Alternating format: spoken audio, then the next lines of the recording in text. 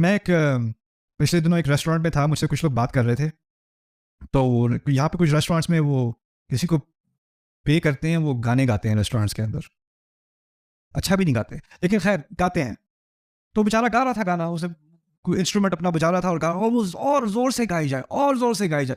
अब मेरे साथ जो लोग बैठे हैं वो मेरी बात नहीं सुन सक रहे, और मुझे तो लग रहा था जैसे ही वो देखता था कि मैं कुछ कहने लगा तो वो कहता लाइक व्हाट। उसी वक्त उसको जो है ना, वो स्टोर आता था उसको। तो बाकी सारे बहुत ही चिढ़ना शुरू हो गए कि ये क्या हो रहा है।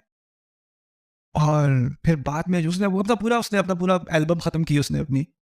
और फिर बाद में मुझे वो जो बैठे हुए थे मेरे साथ, उनमें से किसी ने कहा कि आपको बिल्कुल गुस्सा नहीं आया उसके ऊपर? आपने कुछ कहा नहीं, वेटर को नहीं कहा कि उसको मना कर दो? वो कुछ कहने वाले थे, उसको रोक दो। मैंने कहा नहीं कहें, आप नहीं कहें, रहने दें। आपने क्यों नहीं रोका? नहीं अनिल मुनकर। मैंने कहा देखो, मेरा नहीं ख्याल कि कोई खुशी खुशी ऐसी कोई जॉब लेता है, और मेरा नहीं ख्याल कि उसकी ज़िंदगी आसान है। और यहाँ 50-60 लोग रेस्टोरेंट में बैठे हैं, सबके सामने जाके उसको कोई डांटेगा और कहेगा बस कर। खामखा उसकी बेइज्जती करने से किसको क्या फ़ायदा मिलेगा? वो कौन सा मुझे तंग करने के लिए कर रहा है?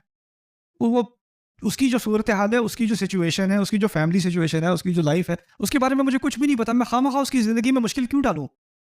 क्या क्या फ़र्क पड़ जाएगा मेरे ऊपर? अगर थोड़ी सी ज़्यादा आवाज़ हो गई तो क्या हो गया?